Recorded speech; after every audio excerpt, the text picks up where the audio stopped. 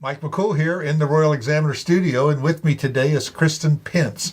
Kristen is actually you're the chairperson now on the Warren County School Board, and she is running for re-election. So what I ask every candidate is, why do you want to do this? Well, Mike, thanks for having me here. Sure. Certainly, I've been doing this now for the past 3.5 years. Yeah. I still firmly believe that the success of a school division, having a successful school division, really is what drives the success of a community. And I'm here to support the children of our community. Sure. I want them to have the absolute best public education that we can offer them. My first 2.5 years really were somewhat derailed because of COVID. And that opened your eyes to the school system, did it? It did. It wasn't what I expected. Right. I feel like now this past year, I've really kind of hit my stride, gotten into the groove of things, and I feel like there's just a lot more that I can do to continue on this board. Yeah. That COVID really changed. I think it opened a lot of people's eyes as far as our whole education system and how maybe what wasn't working good, and we just did it because we did it, Right. And now things have kind of like this showed some weaknesses. So I think people have come around. I can see a lot of changes that's happened. The school board is a very popular program on the Royal Examiner, and it's really amazing that people, especially that work session that Mark goes over and records on, Yes. on that, and hundreds and hundreds of views of that thing, which shows you, and it's not short. Right. No. We just had one last night, and it was not short It's either. a mega, it's a marathon, and people watch that thing, and people are really engaged, and I think that shows that people really want it. And you mentioned something about this importance of education, and I don't think people really realize that we want jobs, but unless we have a workforce that's educated, companies don't want to come here if they don't have a workforce, and we have to have a workforce it's kind of like a big round robin. It is. And when someone's thinking about moving to our area, one of the very first things that they're going to ask potential employer is, what are your schools like? What kind of public education is my child going to receive here? Right. And we need to be able to tell them this is a community that has a great public education system. And I want to be there to support that. So what are some of the highlights you think in the last 3.5 years that reflect some things that you've done? Well, I do think we have shifted some of our focus recently, certainly trying to hit that stride to get to full accreditation with all of our schools. I think that eliminating that 50% grading policy was a big step in the right direction. When we're trying to push our students to be excellent and excel academically, but then we're telling them that if you don't even turn your assignment in, you're going to get a 50%. That's not preparing them. That's not driving us to improve our SOL scores. Right.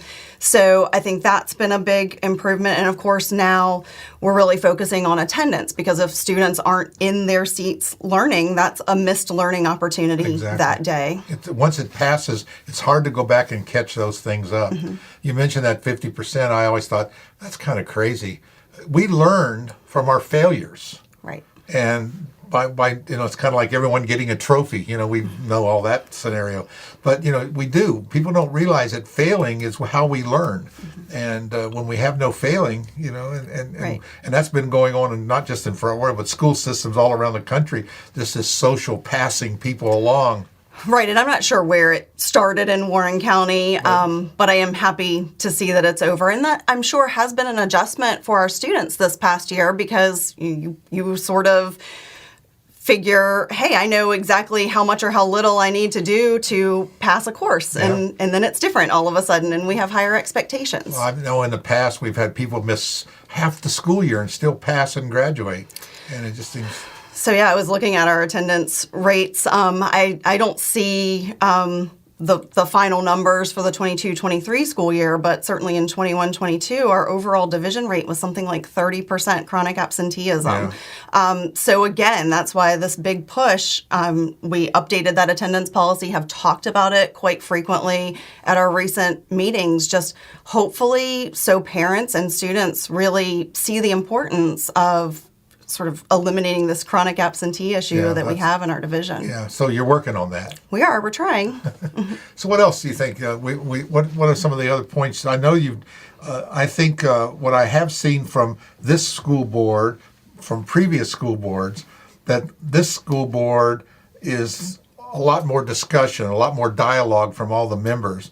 Before, I would say, prior, I'm going back a complete cycle.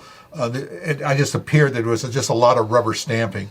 We have a new superintendent along with the new school board, and things just seem to be moving in a different direction as far as there's dialogue. I know sometimes they disagree, but I think it's good. You have to have different opinions. And I think the board that we have right now, we do a great job of really having that communication with each other. Not everybody's going to agree initially. I think usually we found that we get to a point of compromise. And I think all of us on this board really maintain our primary focus that what is going to give the best outcome to our students, to our teachers, to our school community. Right. And as long as we focus on that, I think, our outcomes are going to be good. So what's your plans for the future, the next 4 years, if you happen to get back in there again?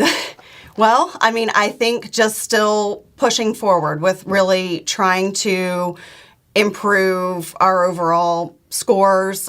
Skyline Middle School's trying something new this year, so we'll sort of see how that goes. I think they were very proactive in having AIR come in.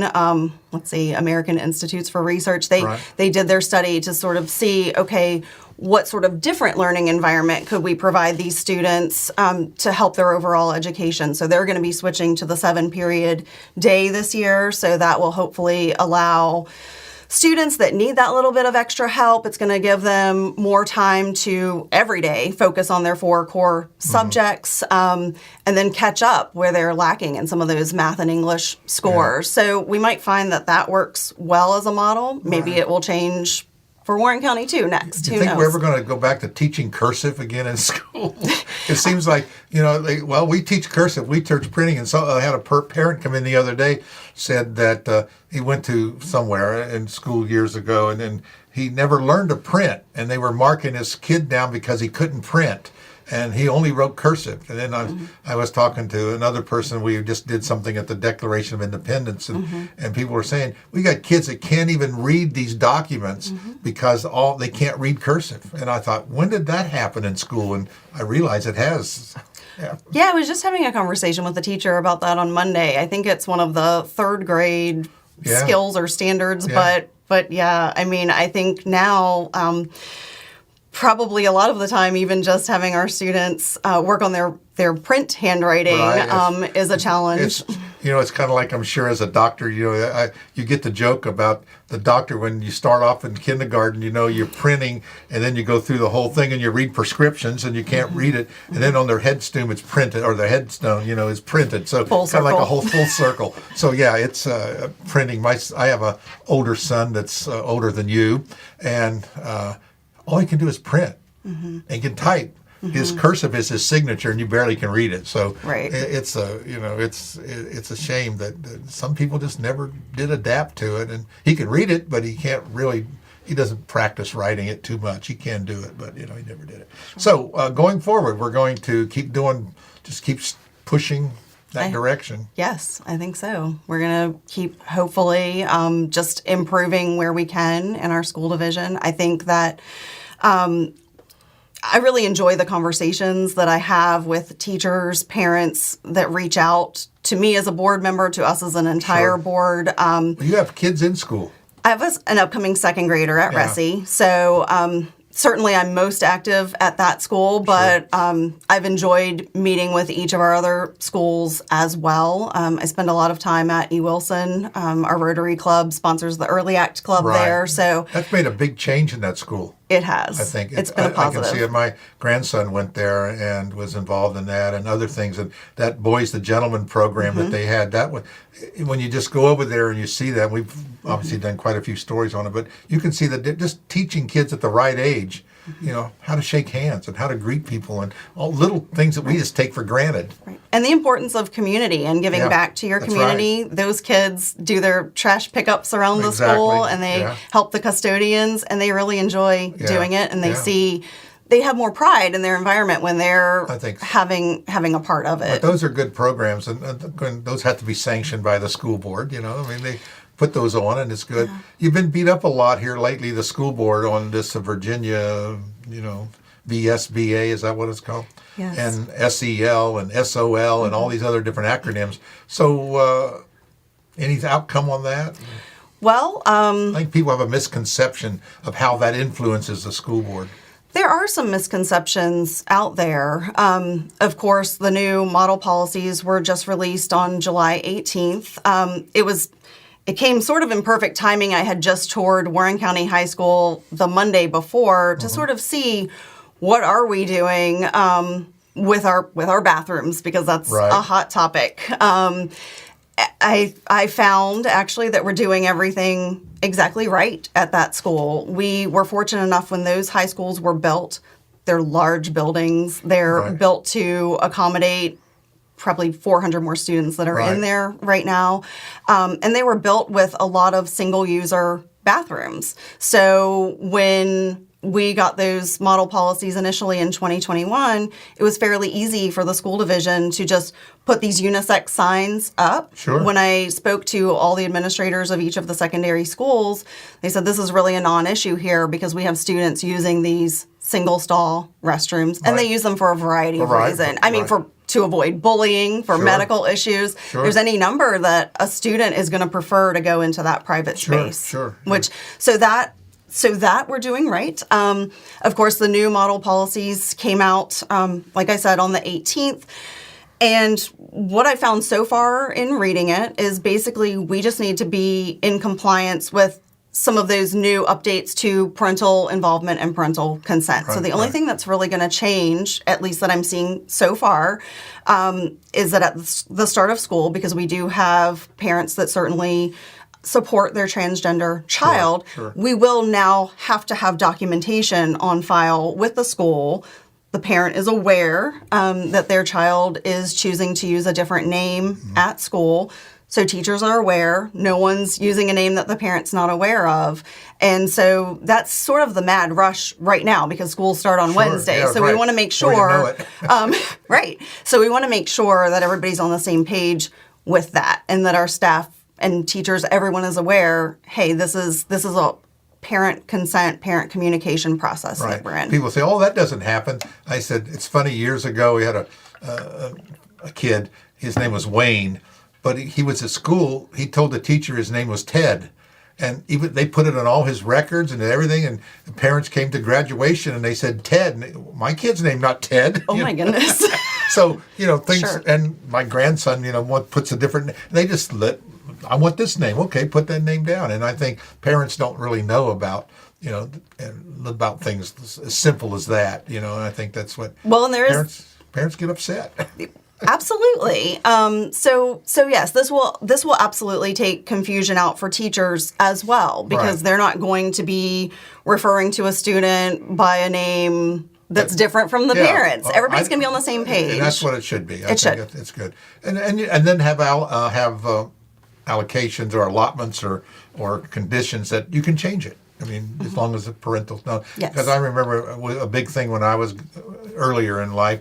You couldn't get an aspirin for the nurse, but you could get contraceptives. Without your parents knowing about it. But I couldn't give my kid an aspirin. You know what I mean? So there's a lot of things that seem a little disjointed Sure. in our school system and things like that. So what about the SROs in the schools? And that's a big change too. And I was talking to the sheriff about it, and he has manned every school now with an SRO and have backup people so when they're sick or on vacation, he's got coverage. That's a new thing that we never really had when I was going to school. No, and certainly the goal is to have an SRO in every single one of our buildings every single day, all day. I've heard nothing but positives back from our school communities regarding the SROs that they Right. have in their buildings, the interactions that I've had with them at Resi in any school that I've visited. They are certainly a positive presence for our schools, for our students. Right. One of the hot topics right now, that's being addressed is that cameras in these in the lower grades, like your special education and your kindergarten. That seems to be a good conversation going. I mean, It is actually.